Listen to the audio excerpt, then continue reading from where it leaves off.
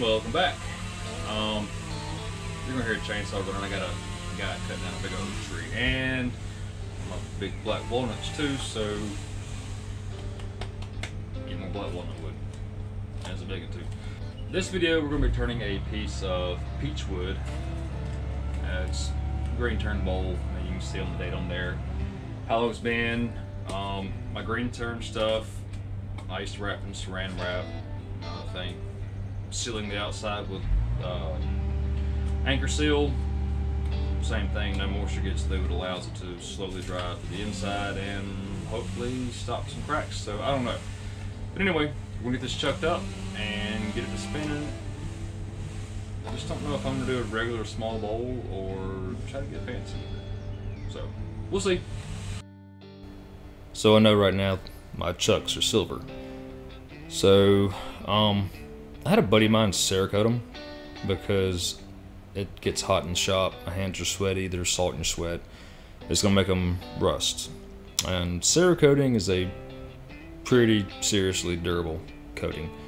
It looks great. I had him do it in black. He can do it in pretty much whatever color you want, but it's just 80 bucks plus return shipping to have your chucks done up or any other parts. He did my the thing that goes in the chuck to turn it. I can't remember what the name of it is right now, but anyway, he did that for me too, and my G3 and G2 chuck, and I'll post a link down in the description also for it if you want to check it out.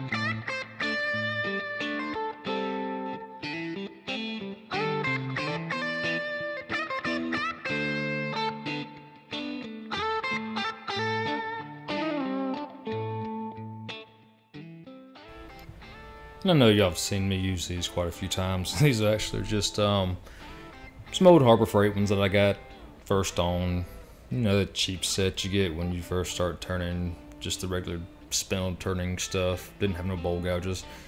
I mean, they work. I know I need to upgrade them, but I mean, why not use them? A few more trips to the sharpener than needed, but yeah, they work great.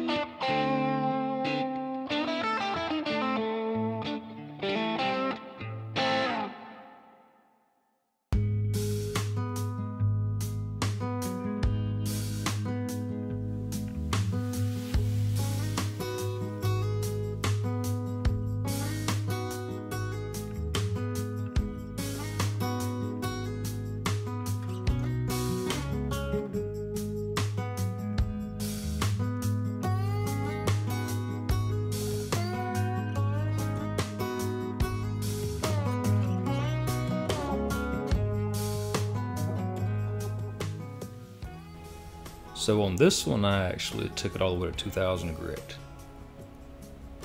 I'm quite impressed. That's the first time I ever did that. It's a journey, I'll tell you that, to get it to that high shine without leaving any scuff marks behind. It's 2000 grit, that's like putting notebook paper against it. But yeah, it actually came out nice.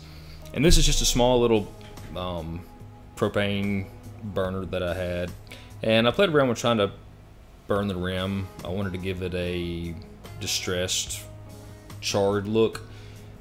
So I've had this little thing around for another, ended up being an experiment.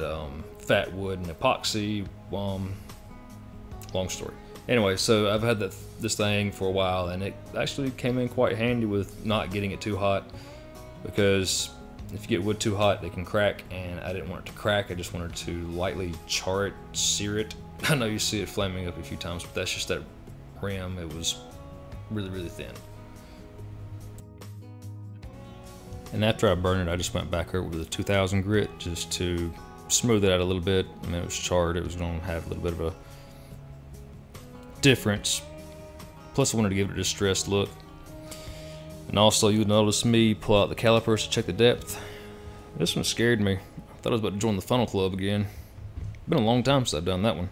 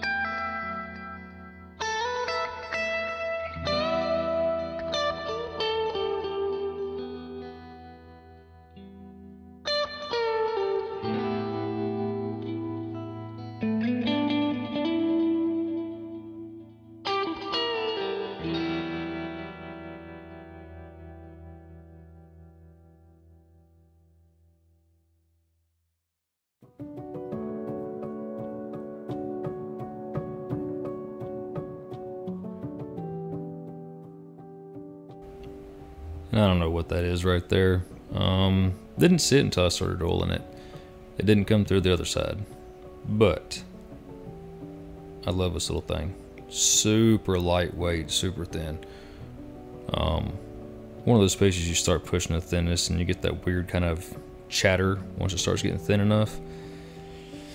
But totally fun project. Really enjoyed it. Came out beautiful. This is just one coat of Danish oil with 2000, well, sanded it to 2000 grit. But yeah, it's a beautiful one. And I'll leave to the photos and hope you enjoyed the video. We'll see you next time.